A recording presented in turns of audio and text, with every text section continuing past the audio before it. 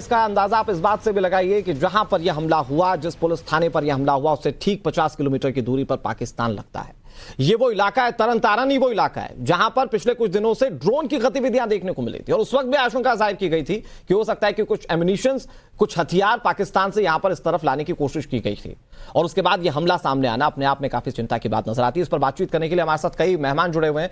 हमारे साथ मनजिंदर सिंह सिरसा जुड़े हुए हैं जो कि प्रवक्ता है भारतीय जनता पार्टी के। हमारे साथ ए.के. जैन साहब जुड़े हुए हैं जो कि पूर्व डीजीपी हैं उत्तर प्रदेश के।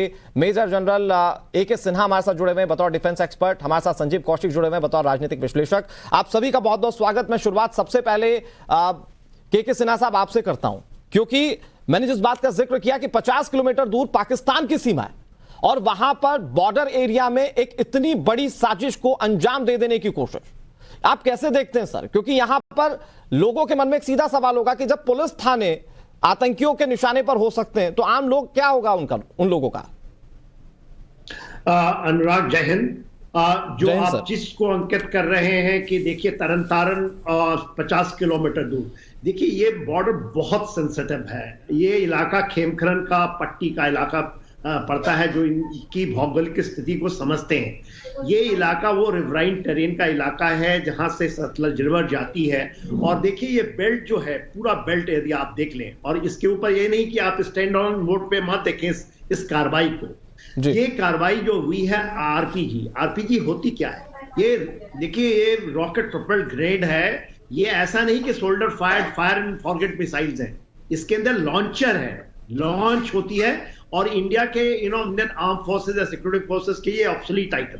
तो ये तो 100% आप इसको एस्टैब्लिश्ड फैक्ट मानिए कि ये पाकिस्तान से आया हुआ वही जिहादी सोच है और वही खालिस्तानी ग्रुप का जो K2 प्लान के ऊपर में मुकम्मल करना चाहते हैं। देखिए पंजाब के लोगों ने पूरे खालिस्तान मूवमेंट को नकार दिया था, वो उनके कारण से ही इसको, और उसमें पुलिस का बहुत बड़ा योगदान था। ये दो फैक्टर थे और पूरी पार्टियां, राजनीतिक पार्टी एक मंच से सेम पेज के ऊपर बात। मगर आज पंजाब के अंदर में जो चीजें हैं, सबसे चौंकाने वाली बात और सबसे डराने वाली बात कि कहीं ना कहीं सेम पेज पे नहीं है।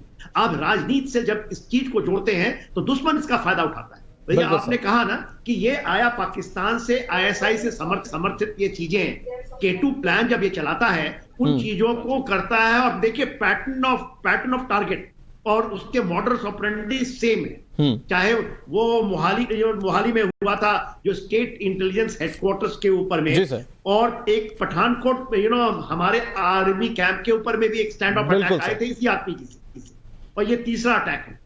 तो इसको आप हल्के में यदि ले लेंगे कि नहीं खालिस्तानी मूवमेंट खत्म हो चुका है, वो उसमें नहीं है, सेम स्लीपर सेल। ठीक है सर, मैं आगे इसी शो में ये बात करने की कोशिश करूंगा, क्या कदम उठाए जा सकते हैं, किस तरह से प्रोएक्टिवनेस दिखाई जा सकती है। मैं ए.के. जैन साहब आपके पास आऊं, लेकिन उससे पहले बहुत जल्दी से प्रदीप मैं आपका रुख कर लेता हूं, क्योंकि मोहाली वाली घटना को ज्यादा दिन नहीं हुए, उस मामले में अभी जांच की दरकार है, उस मामले में अभी तटस्थ कार्रवाई की दरकार है, और उसके बाद एक और ऐसी घटना हो जाना बहुत सारे सवाल पूछने पर मजबूर कर देता है कि क्या वाकई में सुरक्षा व्यवस्था को लेकर पंजाब में एक बड़ी चिंता है? देखिए, सुरक्षा व्यवस्था को लेकर बहुत बड़ी चिंता है। लॉ एंड ऑर्डर की बात करें तो डिटेरियोरेट हो गया, और खालिस्तानी टेररिस्ट अगर देखिए किस तरीके से अपने पैर पसार रहे हैं पंजाब के इलाके में। और बिल्कुल हमारे जो एक पैनलिस्ट थे वो सही बात बता रहे थे, आईएसआई का K2 प्लान, यानी कि कश्मीर में डिस्टेबलाइज करिए सिचुएशन और पंजाब में खालिस्तानी मूवमेंट को स्टार्ट करिए। अब देखिए आरपीजी रॉकेट, इसका सोर्स तो मालूम है कि पाकिस्तान है, क्योंकि ये ऐसा हथियार है जो पेड़ पे तो उगता नहीं। और दूसरी चीज, आरपीजी चलाने के लिए एक सोफिस्टिकेटेड ट्रेनिंग की जरूरत होती है। अब देखिए किस प्रिसिशन के साथ हाईवे से यह फायर किया जाता है, यानी कि इस शख्स को पूरी तरह से ट्रेनिंग दी गई है। लेकिन अफसोस की बात यह है कि आज भी आपने केजरीवाल का अगर बयान सुना होगा तो वो गैंगस्टर्स की बात करेंगे, सियासत की बात करेंगे, एक्शन लेने की बात करेंगे, लेकिन आज भी वो खालिस्तानी टेररिस्ट को क्लीन चिट देते हैं। आज भी वो पाकिस्तान का पूरी तरह से नाम नहीं लेते। इससे क्या होता है कि जब आप खालिस्तान का टेररिस्ट का ऑर्गेनाइजेशन का नाम नहीं लेंगे, पाकिस्तान को क्लीन चिट देंगे, तो ये जो एलिमेंट्स है ये काफी एनकरेज और एम्पोर्टेंट हो जाएंगे। देखिए मई के महीने में आप देखिए मोहाली हेडक्वार्टर, आईबी के हेडक्वार्टर पे अटैक होता है, तब भी आरपीजी राउंड फायर किया जाता है। आज भी आरपीजी राउंड फायर किया जाता है। इसकी 3 वजूहत है। अगर आप पाकिस्तान में देखें किस तरीके से गुरुद्वारों के अंदर खालिस्तानी टेररिस्ट इन्फिल्ट्रेट कर रहे हैं। दूसरा, यहाँ पे पंजाब में कैंपस में किस तरीके से कश्मीर से जिहादी आके इन्फिल्ट्रेट कर रहे हैं, जिसकी वजह से जिहादी और पंजाब टेररिस्ट का नेक्सस है। और तीसरा, infiltration of criminal element in terror ranks. आप देखिए किस तरीके से क्रिमिनल्स जो हैं खालिस्तानी ऑर्गेनाइजेशन को ज्वाइन कर रहे हैं। तो इसलिए अब गैंगस्टर कहना बहुत गलत होगा। बिल्कुल बिल्कुल प्रदीप, इसे उससे बड़े चश्मे से देखने की जरूरत है, क्योंकि यहां पर बात देश की सुरक्षा की है। मैं आपका रुख करूं, मैं एके जैन के पास जाऊं, लेकिन उससे पहले बहुत जल्दी से मनजिंदर जी मुझे आप ये समझाने की कोशिश कीजिए। आपने ये तो कहा कि इसमें आम आदमी पार्टी की सरकार की एक बड़ी नाकामी है, हो सकता है इसको लेकर सवाल कई सारे पूछे जाएं, लेकिन उसके साथ आपने कई सारी चीजें जोड़ दी। आपने ये बताने की कोशिश की कि ये तो ठीक वैसा ही हो रहा है जो गांधी परिवार में हुआ करता था। तो आप मुझे सर समझाएंगे कि इस पूरे घटनाक्रम में क्या सियासत की जगह बचती है, या फिर हमें एकमुश्त होकर, एकजुट होकर सिर्फ देश की रक्षा की बात करनी होगी?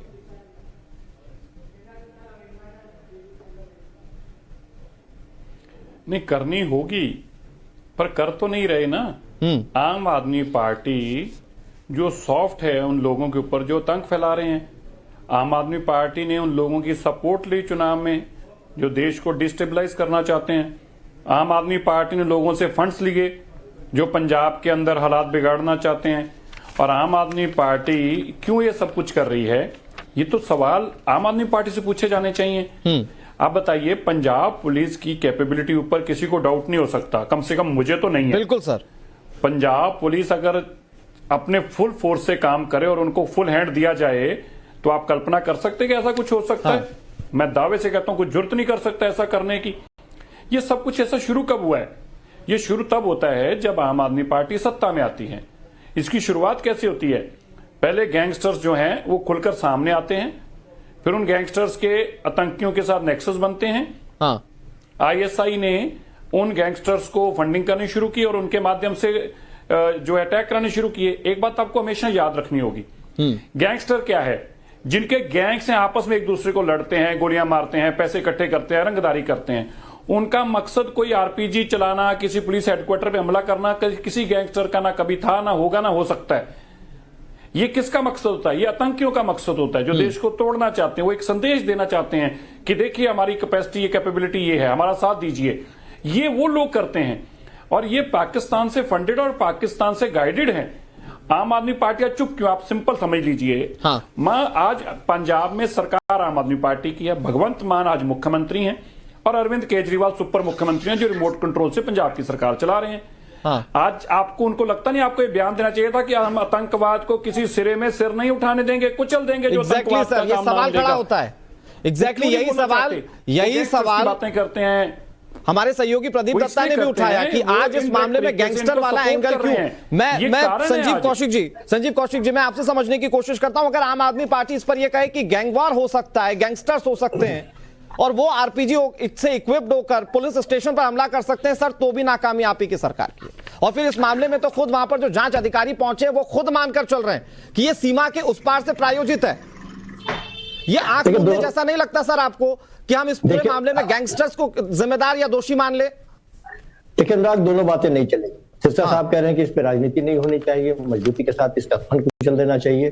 तो जब आम आदमी पार्टी ये कहती है कि ये गैंगस्टर द्वारा किया गया हमला है या वो आपसी रंजिश का दुष्परिणाम है, तो उसके बारे में एक सिरे से ये खारिज करते हैं और पंजाब सरकार को ये ब्लेम करते हैं।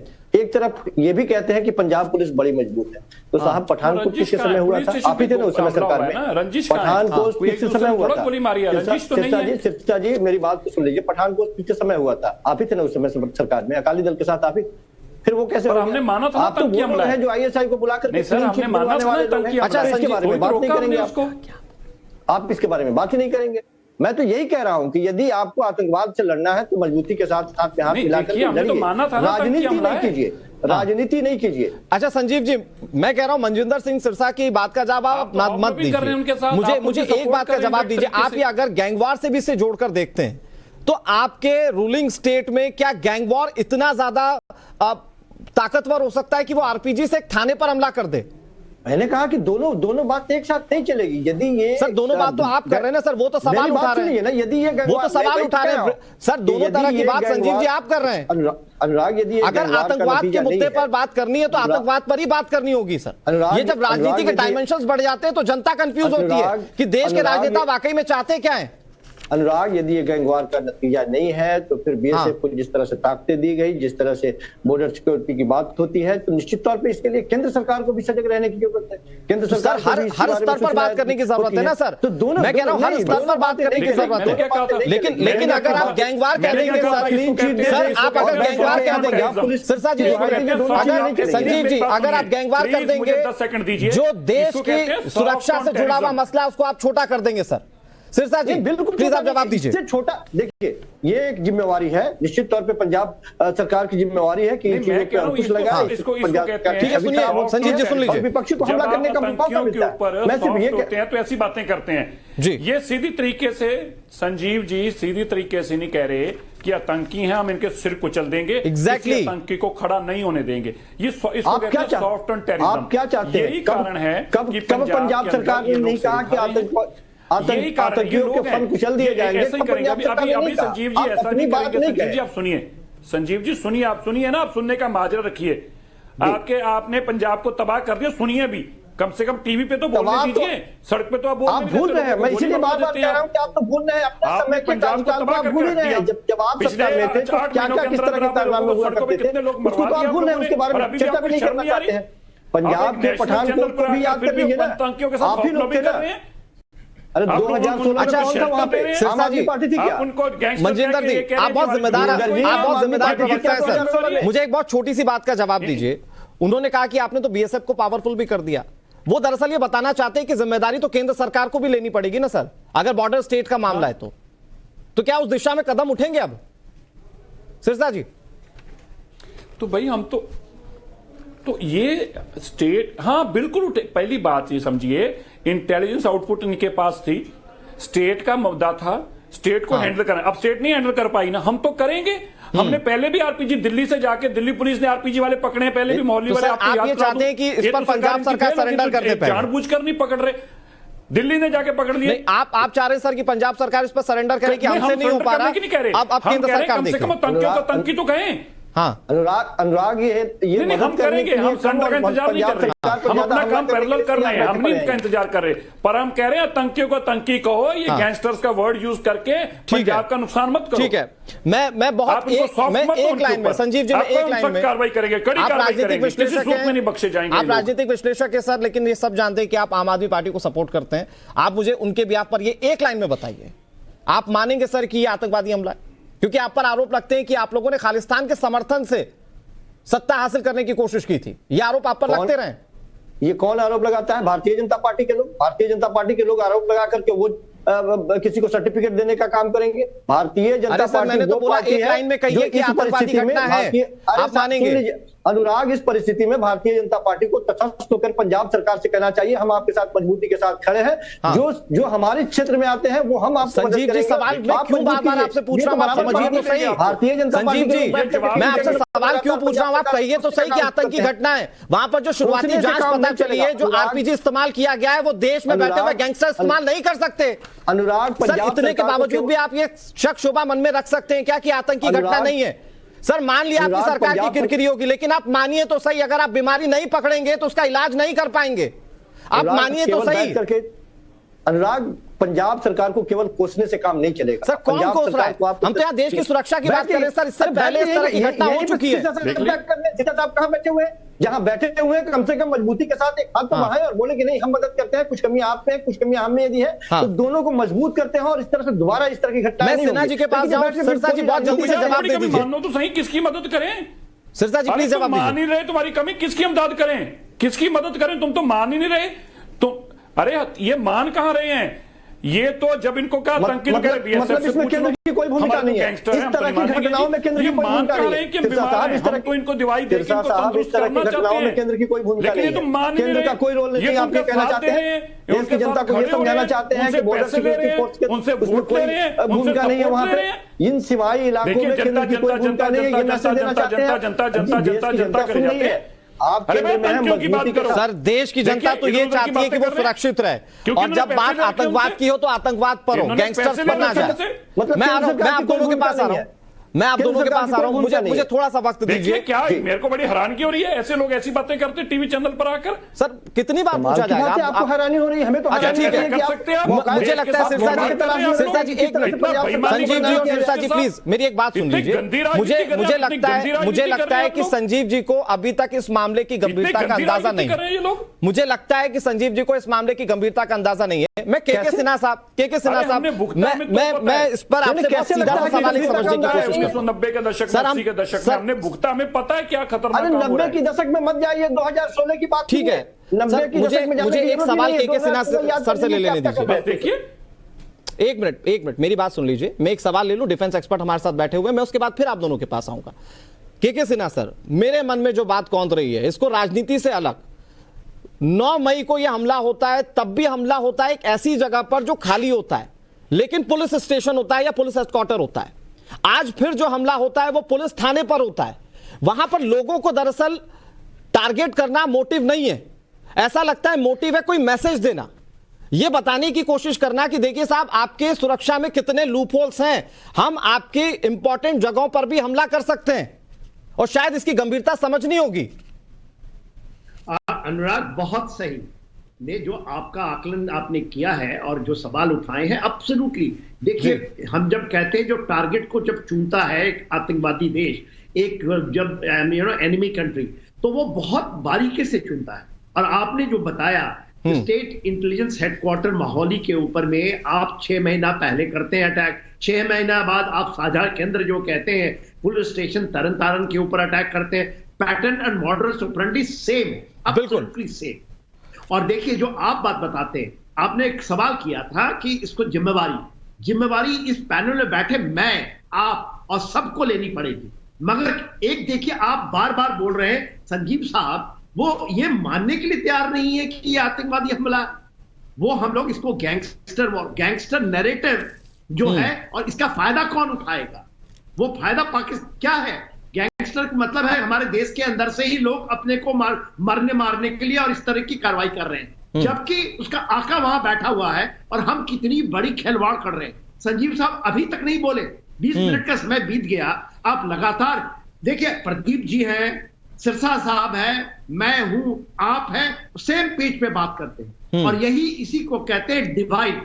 जब ये डिवाइड होती है राजनीति में, और इसको बारीकी से वो देख रहा होगा आपके प्रोग्राम को, जो आपका दुश्मन बैठा है वो जिहादी और खालिस्तानी ग्रुप का K2 प्लान को उसको वो पूरा उस तरह करेगा, क्योंकि उसको दिखाई देता है कि टारगेट में संजीव साहब भी बैठे हैं, जो उनको एक मॉरल सपोर्ट देने के लिए तैयार बैठे हैं। और कमाल की बात कर रहे हैं, सिन्हा साहब किस तरह की बातें कर रहे हैं आप? संजीव जी वो तो ये कह रहे हैं कि आप मानिए तो सही कि आतंकी घटना है। ये गलत बात है, ये गलत बात है कि इस तरह की बातें की जा रही है कि हम सपोर्ट कर रहे हैं। कितनी भी ज्यादा हो समझने की चेष्टा है। मैं कहता हूं मेरी भी जिम्मेवारी है, अनुराग की भी जिम्मेवारी है, हमें भी लेनी पड़ेगी जिम्मेवारी। इसी को कहते हैं स्ट्रैटेजी ऑफ 1000 कट। अनुराग की जिम्मेवारी और आपकी जिम्मेवारी से ज्यादा महत्वपूर्ण है कि देश की केंद्र सरकार की जिम्मेवारी नहीं इस चीज के लिए। जब आपकी बातों को सुनेगा, पता है दिल्ली में क्या हुआ संजीव जी, दिल्ली में क्या हुआ जानते हैं आप? बातें केंद्र दिल्ली सरकार इसमें उलझ के रह गई, वो नहीं करने दे रहे, आप नहीं करने दे रहे, फिर दिल्ली का हाल क्या हुआ वो सब जानते हैं। प्लीज आप आतंकवाद जैसे मुद्दे पर तो ये मत कीजिए। सिरसा जी अपनी जिम्मेदारी लेंगे, आप अपनी जिम्मेदारी तो लीजिए। तो बोलिए ना, मुझे मैं एक बहुत छोटी सी चीज संजीव जी, मुझे लगता है सारे लोग ना समझा पाए हों। मेरा एक छोटा सा सवाल आप सुनिए और समझिए, इसका जवाब दीजिए। वहां पर जो शुरुआती जांच अधिकारी पहुंचे सर, सबसे पहले तो उनकी जो रिपोर्ट होगी वो माने रहेगी ना सर। उन्होंने माना कि ये देश के अंदर से हमला नहीं किया जा सकता, तो आप ये तो मानिए कम से कम कि सीमा के उस पार से आतंकवाद घुसपैठ करने की कोशिश कर रहा है पाकिस्तान। आप ये मानेंगे तब तो जाकर इलाज कर पाएंगे ना साहब।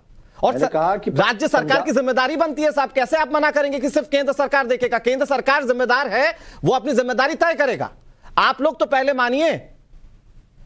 मैं वही कह रहा हूं कि केंद्र सरकार अपनी जिम्मेवारी यदि तय करे तो निश्चित तौर पे इस तरह की घटनाओं पे लगाम लगाई जा सकती है। यदि आप ये कहते हैं कि सीमा पार से इस तरह की घटनाएं हो रही है तो केंद्र को इसकी जिम्मेवारी लेनी पड़ेगी। और ये कहते हैं कि नहीं, सिरसा साहब ये नहीं मानेंगे, बैठे हुए लोग ये नहीं मानेंगे, पंजाब के जनता की सुरक्षा की जिम्मेदारी आपको लेनी पड़ेगी।